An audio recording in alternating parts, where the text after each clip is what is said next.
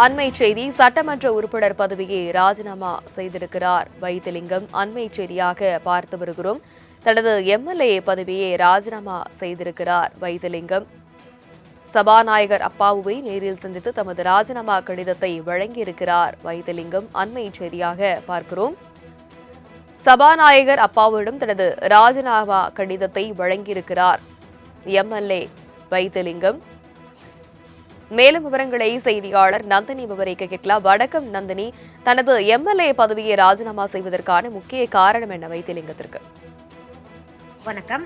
அதிமுக முன்னாள் அமைச்சர் வைத்தியலிங்கம் தன்னுடைய சட்டமன்ற உறுப்பினர் பதவியை ராஜினாமா செய்திருக்கிறார். சென்னை தலைமைச் செயலகத்தில் சபாநாயகர் அப்பாவுவை சந்தித்து ராஜினாமா கடிதம் தற்போது வழங்கியிருக்கிறார். அதிமுக முன்னாள் அமைச்சர் வைத்தியலிங்கம் மறைந்த முன்னாள் முதலமைச்சர் ஜெயலலிதாவின் அமைச்சரவையில் 4 அணியில் ஒருவராக அதிகாரம் மிக்கவராக டெல்டா அதிமுகவில் வலம் வந்தார். சோழமண்டல தளபதி என்றே இவரை அதிமுகவினர் அழைத்தனர். ஜெயலலிதா மறைவிற்கு பிறகு எடப்பாடி பழனிசாமி முதலமைச்சராக தொடர்ந்தார். பின்னர் டிடிவி தினகரன் தரப்புக்கும் எடப்பாடி பழனிசாமி தரப்புக்கும் ஏற்பட்ட மோதல் காரணமாக தினகரன் கட்சியிலிருந்து நீக்கப்பட்டார். இதையடுத்து அதிமுகவில் இரட்டை தலைமை உருவானது. தினகரன் தரப்பு எம்எல்ஏக்களை தங்கள் பக்கம் இழுத்தது. அப்போது வைத்திலிங்கம் தன் ஆதரவு எம்எல்ஏக்களான வெல்லமண்டி நடராஜன் உட்பட 10க்கும் மேற்பட்டவர்களை தினகரன் பக்கம் செல்ல விடாமல் தடுத்து எடப்பாடி பழனிசாமியின் ஆட்சிக்கு எந்த சிக்கலும் வராமல் அரணாக செயல்பட்டார். இதைத் தொடர்ந்து திமுக ஆட்சி அமைந்தது. அதிமுகவிற்குள் ஒற்றை தலைமை விவகாரம் வெடித்தது. ஒருங்கிணைப்பாளராக இருந்த ஓ பன்னீர்செல்வம், துணை ஒருங்கிணைப்பாளராக இருந்த வைத்தியலிங்கம் உள்ளிட்டோர் எடப்பாடி பழனிசாமி பொதுச் செயலாளராவதை கடுமையாக எதிர்த்த நிலையில் எடப்பாடி பழனிசாமி பொதுச் செயலாளரானார்.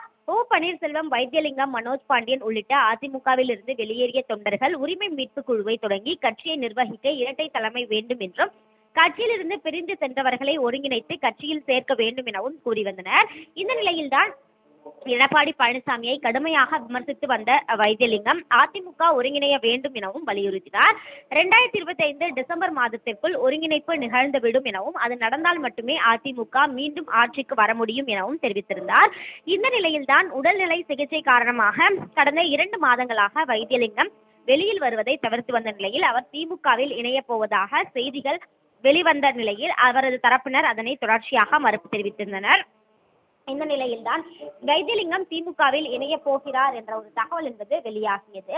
அதனை அடுத்துதான் தற்போது சென்னை தலைமைச் செயலகத்தில் சபாநாயகர் அப்பாவு சந்தித்து தன்னுடைய சட்டமன்ற உறுப்பினர் பதவியை ராஜினாமா செய்வதற்கான ராஜினாமா கடிதத்தை வைத்தியலிங்கம் தற்போது வழங்கியிருக்கிறார்.